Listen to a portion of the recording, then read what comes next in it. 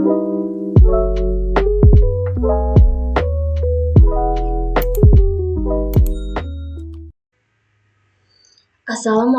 warahmatullahi wabarakatuh. Halo semuanya, kembali lagi dengan saya Wulan Ramadhani. Pada video kali ini kita akan membahas tentang VPN tunneling.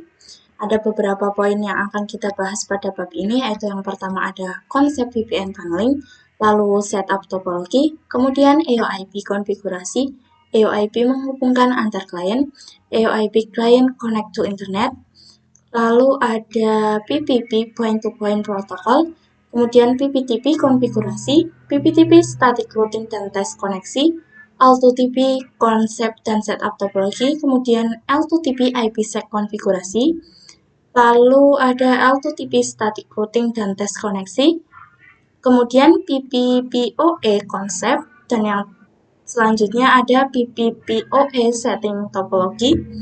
Kemudian ada PPPoE konfigurasi, PPPoE share internet connection di customer. Lalu yang terakhir ada PPPoE limitasi bandwidth pada PPPoE. Nah, di sini kita akan memasuki pembahasan yang pertama, yaitu konsep VPN tunneling. Jadi, Virtual Private Network atau VPN itu secara umum dapat digunakan ketika menginginkan cara aman untuk akses jaringan LAN, yaitu melalui internet dengan menggunakan konsep tunnel. Jadi, tunnel itu merupakan metode menghubungkan jaringan yang berbeda lokasi, menggunakan sebuah jalur khusus di internet. Lalu, paket ini akan mengalami modifikasi atau perubahan, ataupun penambahan header selama paket dikirimkan. Tetapi, ketika paket sudah melewati tunnel dan sampai tujuan, maka header paket akan dikembalikan seperti semula, atau headernya dilepas. Di sini ada 4 jenis VPN, antara lain yaitu yang pertama ada EOIP, PPTP, LTP, dan OpenVPN. Kita akan memasuki pembahasan yang kedua, yaitu setup topologi. Di sini kita akan mengimplementasikan VPN tunneling, yaitu menghubungkan antar wilayah. Misal terdapat suatu perusahaan yang cakupannya lumayan besar, di mana perusahaan tersebut memiliki kantor pusat dan kantor cabang. Permasalahannya adalah letak kantor pusat dan kantor cabang itu berjarak lumayan jauh. Nah, antara jaringan lokal yang ada di kantor pusat dan kantor cabang itu ingin saling komunikasi. Karena jika menggunakan layanan infrastruktur seperti fiber optik, pasti akan memerlukan biaya yang cukup mahal. Oleh karena itu, perusahaan tersebut bisa menggunakan fitur VPN tunneling ini. Jadi, kantor pusat dan kantor cabang tersebut dapat terkoneksi dengan interface virtual yang namanya tunnel. Syaratnya adalah antara kedua kantor tersebut menggunakan router mikrotik yang sama. Kemudian, kedua router mikrotik tersebut haruslah terkoneksi dengan internet.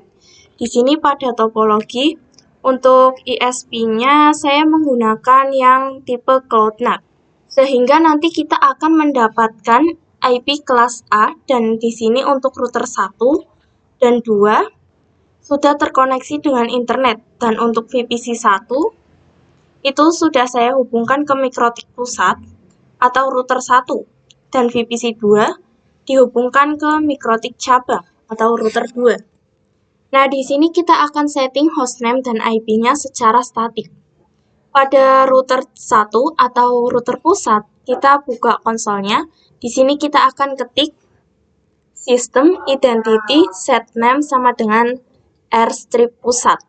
Lalu kita akan mendisable IP yang kita dapat secara DHCP dengan perintah IP DHCP strip client disable number sama dengan 0. Kemudian kita akan berikan IP-nya untuk header 1, yaitu dengan perintah IP address at address sama dengan 10.0.137.122/24. Untuk interface-nya header 1.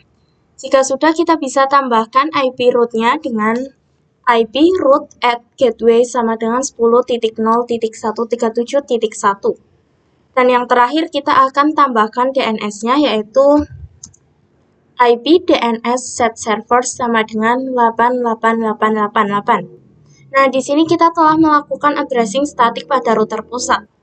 Selanjutnya kita lakukan hal yang sama pada router cabang. Di sini kita juga sudah selesai addressing di router cabang. Selanjutnya kita bisa pingkan ke internet dengan ping 888. Nah, maka nantinya akan berhasil untuk ping. Kemudian yang ketiga ada EOIP. Nah, tadi kan pembahasan EOIP ada banyak tuh. Nah, saya akan jadikan menjadi satu pembahasan saja. Jadi, EOIP atau Ether over IP adalah protokol pada mikrotik router OS yang berfaedah untuk membangun sebuah network tunnel antara router mikrotik di atas sebuah TCP/IP. EOIP ini merupakan protokol proprietary mikrotik dan support jadi di Linux. Namun, wajib di-compile manual. Maka, untuk memanfaatkan fitur ini, router di head office dan router di branch office wajib menggunakan router mikrotik untuk membangun sebuah tunnel. Jadi, EOIP tunnel itu fungsinya untuk menghubungkan antar site, di mana antar site itu harus memiliki network yang sama.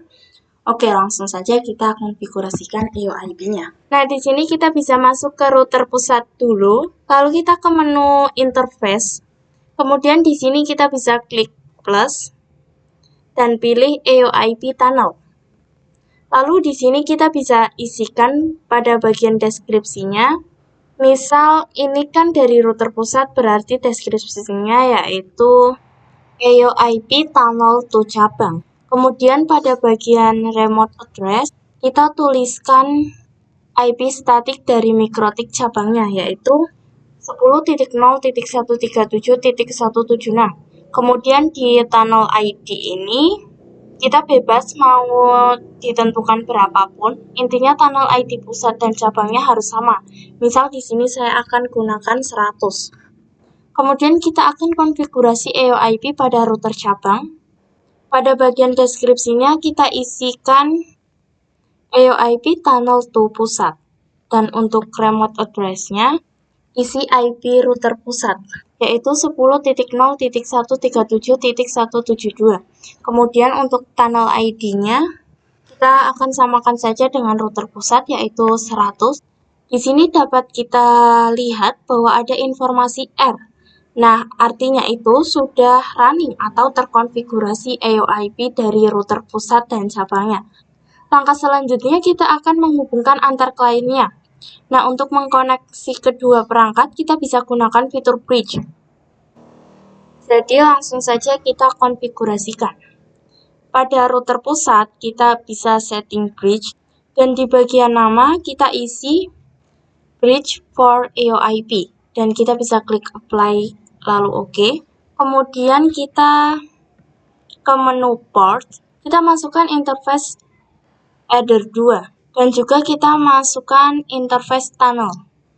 Oke, bahwa kedua interface tersebut sudah masuk satu interface bridge. Selanjutnya kita akan lakukan juga langkah yang sama pada router cabang. Nah, di sini untuk interface yang masuk ke dalam bridge juga sama, yaitu Ether 2 dan interface tunnel. Kemudian kita bisa lakukan addressing di kedua VPC. Di sini pada VPC 1 akan menggunakan IP 192.168.1.6/24 dan pada VPC 2 menggunakan IP 192.168.1.7/24. Nah, jika sudah kita bisa tes ping dari cabang ke pusat. Di sini ketikkan 192.168.1.6, maka di sini ia berhasil. Kemudian langkah selanjutnya kita akan membuat klien bisa akses internet. Kita akan setting IP address gateway pada interface bridge. Langsung saja kita masuk ke router pusat. Lalu kita bisa ke menu IP address dan kita bisa tambahkan. Lalu kita masukkan IP gateway-nya, misal 192.168.1.1. Lalu pada bagian interface ini kita pilih yang bridge. Kemudian kita apply dan OK. Kemudian kita ke menu IP firewall NAT. Kita bisa tambahkan untuk chain-nya, kita pilih yang SRC NAT. Lalu pada out interface, kita pilih yang Ether 1. Dan pada bagian action, kita pilih yang masquerade. Dan jika sudah, kita lakukan hal yang sama pada router cabang. Untuk IP-nya kita akan gunakan 1.2. Selanjutnya kita konfigurasikan di kedua VPC-nya. Pada VPC 1, Kita ketik IP 192.168.1.6/24, lalu gateway-nya 192.168.1.1/24. Lalu IP DNS 8888 dan kita akan coba ping ke internet. Maka di sini dia berhasil akses internet.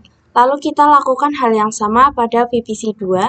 Kita di sini juga akan sama untuk mencoba ping ke 888 dan di sini juga berhasil. Selanjutnya itu ada pembahasan PPP atau Point to Point Protocol.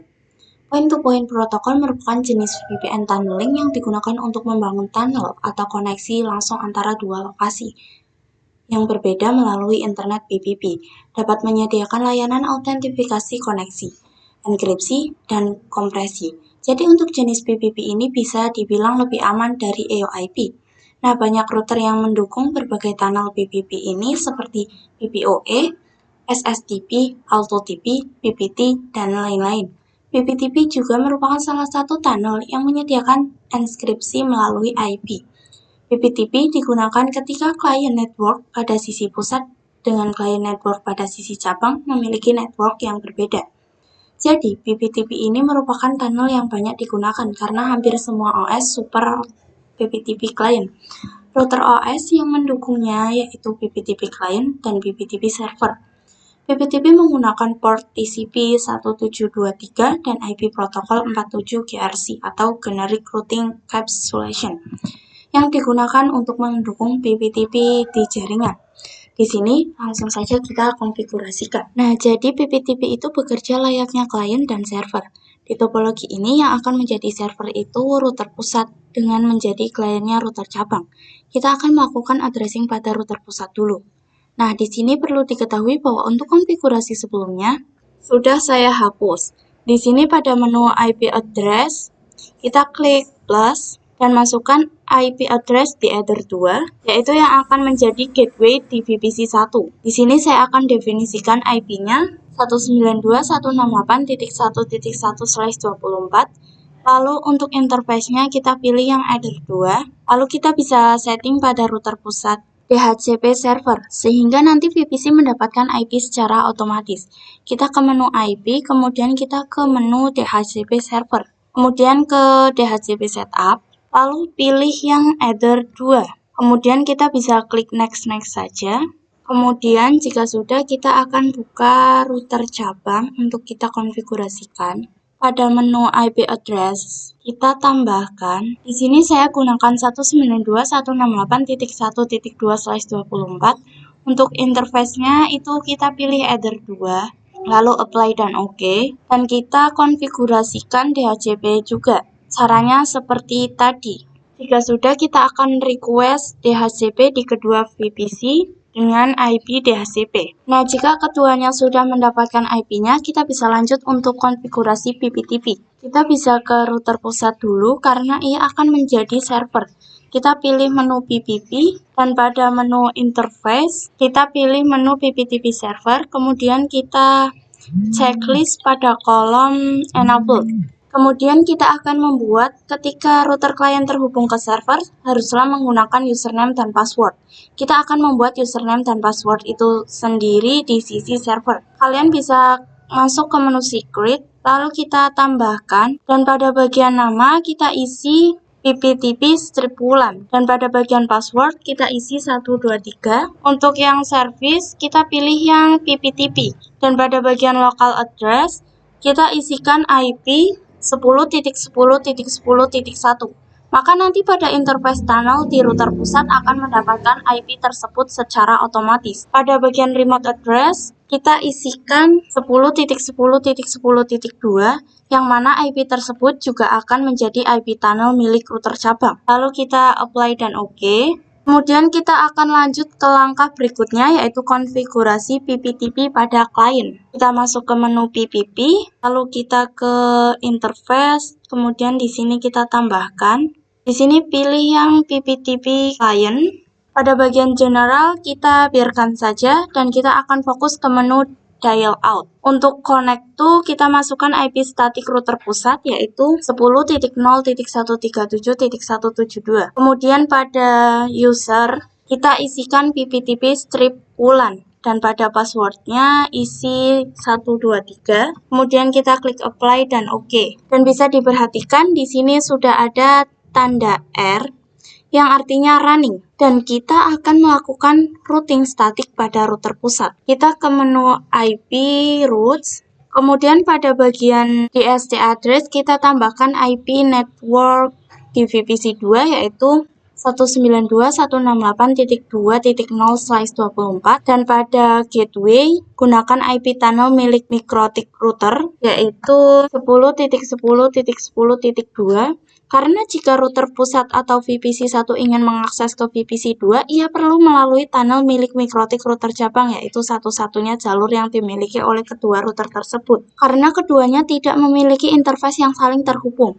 Selanjutnya kita bisa lakukan static routing juga pada klien. Untuk caranya sama saja. Nah, pada terminal kita bisa lakukan pengujian. Dan kalian bisa perhatikan di sini bisa ping dari VPC 1 ke VPC 2. Kemudian selanjutnya kita memasuki pembahasan L2TP. Salah satu service VPN yang terdapat di Mikrotik ada L2TP atau Layer 2 Tunneling Protocol, di mana L2TP merupakan pengembangan dari PPTP ditambah L2F. Jadi L2TP merupakan protokol tunneling yang digunakan untuk membuat koneksi virtual pribadi pada perangkat Mikrotik Network Security Protocol dan enkripsi yang digunakan untuk autentifikasi sama dengan PPTP. Namun, L2TP ini jauh lebih baik.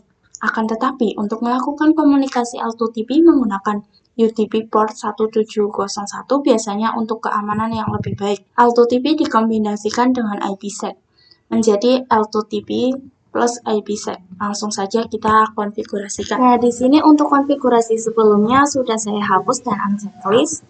Kemudian seperti biasa di sini saya akan gunakan router pusat sebagai server dan router cabang sebagai client. Kita bisa buka router pusatnya dulu ke menu PPP dan pergi ke interface. Lalu kita klik L2TP server. Pada bagian enable kita checklist dan pada bagian use IPsec kita pilih yes. Karena kita akan konfigurasi L2TP dengan IPsec. Untuk di bagian IP secret, kita isi sesuai dengan keinginan kita. Misal saya isi secret, lalu kita bisa apply dan OK. Sama seperti konfigurasi PPTP sebelumnya, kita akan buat ketika klien akses server, ia akan menggunakan username dan password. Maka di sini kita ke secrets, kita klik plus, lalu buat username dan passwordnya. Lalu pada bagian service, kita pilih yang L2TP. Kemudian di bagian profile, kita pilih yang default encryption. Dan pada bagian local address, kita definisikan tunnel di IP pusat misal 172.16.1.1. Lalu pada bagian remote address, isikan IP tunnel milik cabangnya yaitu 172.16.1.2. Maka nanti kedua interface tunnel akan otomatis terkonfigurasi dengan IP yang tadi. Lalu kita bisa apply dan OK. Kemudian kita konfigurasi di router cabangnya. Kita klik menu PPP. Pada menu interface kita klik plus. Lalu pilih yang L2TP client. Kemudian klik pada menu dial out. Perlu diperhatikan pada bagian connect to, kita akan isikan dengan IP address router, bukan IP tunnel. Kemudian pada bagian user, kita sesuaikan saja dengan yang dibuat sebelumnya. Lalu kita pada profile, pastikan default encryption. Dan kita bisa checklist pada use IPsec. Lalu masukkan IPsec-nya, yaitu secret. Lalu kita bisa apply dan OK.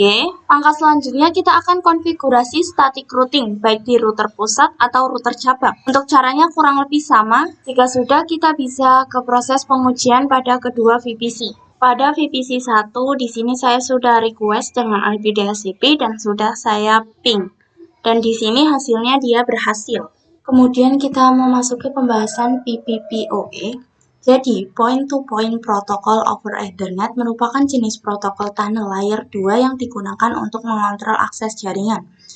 PPPoE juga salah satu jenis protokol tunnel yang banyak digunakan di ISP, karena dapat dengan mudah melakukan manajemen banyak klien tanpa menggunakan IP publik. Maka, ia akan memberikan autentifikasi, enkripsi, dan kompresi pada PPoE ini hanya bekerja pada satu jaringan, yaitu satu broadcast domain. Langsung saja kita konfigurasikan. Nah, di sini kita akan menggunakan topologi baru, dan untuk hostname-nya di sini saya sudah ubah menjadi router ISP dan router customer. Supaya mudah, di sini saya gunakan router WLAN. Dan untuk IP pada router ISP itu menggunakan IP sebelumnya. Sedangkan di router WLAN IP-nya masih kosong. Kemudian di sini terdapat dua VPC yang terkonek dengan router customer. Nah, jadi untuk mikrotik pertama akan kita konfigurasikan dengan PPOE server di mana ia bertindak sebagai ISP. Dan untuk mikrotik kedua, kita akan konfigurasikan PPOE client di mana mikrotik 2 bertindak sebagai customer. Sebelum melakukan konfigurasi, kalian aktifkan dulu romonya di kedua router. Kemudian langkah berikutnya kita bisa konfigurasi PPOE pada router ISP. Di sini kalian klik PPP, lalu ke PPOE servers, kita klik tambahkan. Pada bagian nama kita bisa isi service PPPoE WLAN. Kemudian pada interface kita akan pilih yang Ether 2 karena Ether 2 yang akan dihubungkan dengan customer. Lalu kita bisa apply dan OK. Seperti biasa, kita akan membuat supaya router customer dapat terkoneksi dengan server menggunakan username dan password. Kita bisa ke menu secrets, kita klik tambahkan, lalu username-nya misal PPOE, kemudian nama saya, dan untuk passwordnya 123. Dan pada bagian service, kita definisikan PPPoE, kemudian pada local address dan remote address seperti yang sudah saya katakan sebelumnya. Nah, di sini misal saya menggunakan IP 192.168.1.1 untuk local address-nya, dan untuk remote address saya gunakan 192.168.1.2. Kemudian kita bisa apply dan OK. Selanjutnya kita bisa konfigurasikan PPOE client. Pada bagian interface kita bisa tambahkan dan kita pilih PPPoE client. Pada menu general, di bagian interface ini kita pilih yang Ether 1 karena yang mengarah ke ISP, dan pada dial out kalian bisa masukkan username dan password. Lalu kita bisa checklist pada bagian use peer DNS dan add a default route, maka nantinya router customer dapat mengakses internet secara otomatis. Setelah kita apply, nantinya itu akan muncul tanda R seperti ini atau konfigurasi PPOE telah running. Nah, di sini kalian bisa ke menu New Terminal untuk cek konfigurasi dengan ping 192.168.1.1. Maka di sini dia akan berhasil. Seperti yang saya katakan sebelumnya, bahwa router customer ini sudah mendapat akses internet, namun untuk VPC-nya belum dapat. Maka dari itu kita akan coba share internet dari router customer ke jaringan lokal. Di sini kita pergi ke menu bridge, lalu kita tambahkan. Pada bagian nama kita isikan bridge for PPPoE. Lalu pada menu port kita tambahkan dengan interface-nya itu Ether 2. Dan kita tambahkan juga untuk interface-nya Ether 3. Lalu kita konfigurasi yang mengarah ke jaringan lokalnya, pilih menu IP addresses, kita klik tambahkan, lalu kita bisa masukkan IP-nya, misalkan 10.10.10.1/24, dan untuk interface-nya kita pilih yang bridge. Kita klik apply dan OK. Kemudian kita akan lakukan konfigurasi DHCP server agar PVC mendapat IP address secara otomatis. Kita bisa ke menu DHCP server, lalu pada bagian DHCP setup, pada bagian interface-nya kita pilih yang bridge. Kemudian kita klik next terus sampai nanti OK. Selanjutnya kita bisa lanjut untuk konfigurasi NAT. Pada menu firewall NAT, klik tambahkan, dan pada bagian chain kita pilih yang SRG NAT, kemudian out interface-nya pilih yang PPPoE, dan pada bagian action pilih yang masquerade. Selanjutnya, kita lanjutkan pengujian pada VPC. Kita bisa request IP pada VPC dengan perintah IP DHCP, kemudian kita bisa ping ke internet dengan ping 888, ping google.com, maka nanti akan berhasil. Kemudian kita akan memasuki pembahasan yang terakhir, yaitu PPOE limitasi bandwidth. Jadi fitur ini berguna untuk memberi limit bandwidth pada router customer, sehingga jaringan yang dibawa router customer bisa menggunakan bandwidth yang ditentukan oleh router customer. Langsung saja kita konfigurasikan. Di sini kalian bisa klik menu PPP. Nah, pada konfigurasi sebelumnya kita klik 2 kali. Dan perhatikan pada bagian profile. Di sini untuk profilnya ia menggunakan profile default. Maka di sini kita bisa keluar dulu, kemudian ke menu profile, lalu kalian bisa double klik pada profile yang default. Lalu kita bisa ke menu limit. Nah, di sini terdapat kolom root limit. Pada informasi RxDX ini kita bisa lakukan limitasi. Misalkan jaringannya berada di bawah customer, dapat internetan dengan limit bandwidth 2 MB, yaitu untuk download dan upload. Di sini kita bisa klik apply dan OK. Jadi seperti itulah contoh dari konfigurasi untuk limitasi bandwidth. Mungkin segitu saja video pembahasan kita kali ini. Kurang lebihnya mohon maaf. Terima kasih untuk yang sudah menonton. Assalamualaikum warahmatullahi wabarakatuh.